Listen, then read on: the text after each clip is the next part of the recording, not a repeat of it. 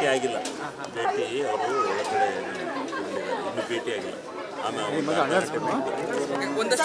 ಏನೋ ಪಟ್ಟಿ ಚೇಂಜ್ ಆಗುತ್ತೆ ಅನ್ನುವಂತಹ ಮಾತುಗಳು ಕೂಡ ಕೇಳಿ ಬರ್ತಾ ಇದೆ. ನಮಗೆ ಗೊತ್ತಿಲ್ಲ, ನಿಮಗೆ ಗೊತ್ತಾಗುತ್ತೆ.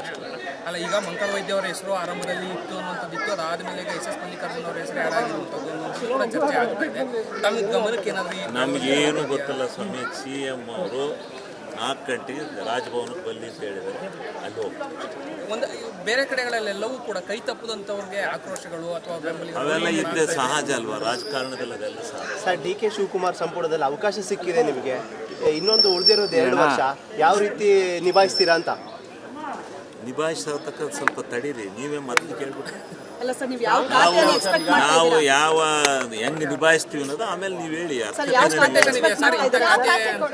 ಯಾವ ಖಾತೆ ಏನಿಲ್ಲ, ಅವ್ರು ಯಾವ್ದು ಕೊಡ್ತಾರ ನಮ್ಮ ಫೇವರೇಟ್ ಏನು ಹೇಳ್ಬಾರ್ದು. ಮುಖ್ಯಮಂತ್ರಿಗಳ ಪರಮಾಧಿಕಾರ. ಸರ್, ನೀವು ಹಿರಿಯರಿದ್ದೀರಿ, ಆಲ್ರೆಡಿ ಒಮ್ಮೆ ಸಚಿವರಾಗಿದ್ರಿ ಬೇರೆ ಪಕ್ಷದಲ್ಲಿ.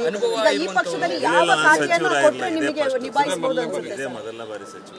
ಯಾವ ಖಾತೆ ಕೊಟ್ಟರೆ ನೀವು ನಿಭಾಯಿಸಬಹುದು ಅನ್ಸುತ್ತೆ ಸರ್? ಅದನ್ನ ಎಲ್ಲರಿಗೂ ಅವರವರ ಇಚ್ಛಾನುಸಾರ ಸಿಗಲ್ಲ.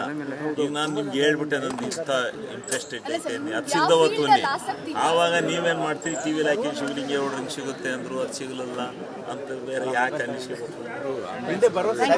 ಉಳಿದಿರೋ 2 ವರ್ಷ, ಇವಾಗ ಹೊಸ ಸಂಪುಟ, ಹೊಸ CM, ಹೊಸ ಸಚಿವರು, 2 ವರ್ಷ ಮುಂದಿನ ಹೇಗಿರುತ್ತೆ ಅಂತ ಆಡಳಿತ ನೋಡೋಣ, ಕಾದ್ ನೋಡೋಣ.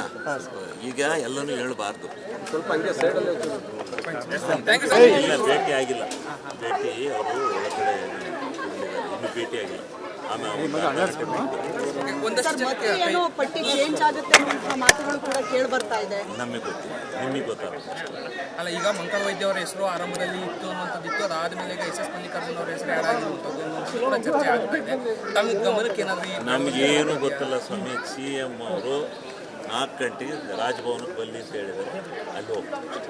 ಒಂದು ಬೇರೆ ಕಡೆಗಳಲ್ಲೆಲ್ಲವೂ ಕೂಡ ಕೈ ತಪ್ಪದಂಥವ್ರಿಗೆ ಆಕ್ರೋಶಗಳು ಅಥವಾ ಬೆಂಬಲಿಗರು ಅವೆಲ್ಲ ಇದ್ದೇ ಸಹಜ ಅಲ್ವಾ ರಾಜಕಾರಣದಲ್ಲಿ, ಅದೆಲ್ಲ ಸಹಜ. ಸರ್, DK ಶಿವಕುಮಾರ್ ಸಂಪುಟದಲ್ಲಿ ಅವಕಾಶ ಸಿಕ್ಕಿದೆ ನಿಮಗೆ. ಇನ್ನೊಂದು ಉಳಿದಿರೋದು 2 ವರ್ಷ ಯಾವ ರೀತಿ ನಿಭಾಯಿಸ್ತೀರಾ ಅಂತ?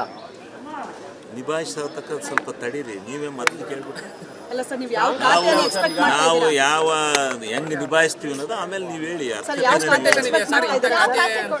ಯಾವ ಖಾತೆ ಏನಿಲ್ಲ, ಅವ್ರು ಯಾವ್ದು ಕೊಡ್ತಾರ ನಮ್ಮ ಫೇವರೇಟ್ ಏನು ಹೇಳ್ಬಾರ್ದು. ಮುಖ್ಯಮಂತ್ರಿಗಳ ಪರಮಾಧಿಕಾರ. ಸರ್, ನೀವು ಹಿರಿಯರಿದ್ದೀರಿ, ಆಲ್ರೆಡಿ ಒಮ್ಮೆ ಸಚಿವರಾಗಿದ್ರಿ ಬೇರೆ ಪಕ್ಷದಲ್ಲಿ. ಈಗ ಈ ಪಕ್ಷದಲ್ಲಿ ಯಾವ ಖಾತೆಯನ್ನು ಕೊಟ್ಟರೆ ನಿಮಗೆ ನಿಭಾಯಿಸಬಹುದು ಅನ್ಸುತ್ತೆ? ಇದೇ ಮೊದಲ ಬಾರಿ ಸಚಿವ. ಯಾವ ಖಾತೆ ಕೊಟ್ಟರೆ ನೀವು ನಿಭಾಯಿಸಬಹುದು ಅನ್ಸುತ್ತೆ ಸರ್? ಅದನ್ನ ಎಲ್ಲರಿಗೂ ಅವರವರ ಇಚ್ಛಾನುಸಾರ ಸಿಗಲ್ಲ. ಈಗ ನಾನು ನಿಮ್ಗೆ ಹೇಳ್ಬಿಟ್ಟೆ, ನನ್ನ ಇಂಟ್ರೆಸ್ಟೆಡ್ ಇದ್ದೇನೆ, ಅದು ಸಿಗ್ದವತ್ತು ಆವಾಗ ನೀವೇನು ಮಾಡ್ತೀವಿ, ಟಿವಿಲಿ ಹಾಕಿ ಶಿವಲಿಂಗ ಅವ್ರಿಗೆ ಸಿಗುತ್ತೆ ಅಂದರು, ಅದು ಸಿಗಲಿಲ್ಲ ಅಂತ ಬೇರೆ ಯಾಕೆ ಅನಿಸ್ಬೇಕು.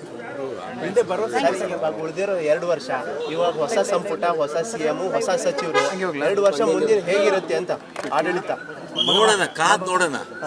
ಈಗ ಎಲ್ಲನೂ ಹೇಳಬಾರ್ದು.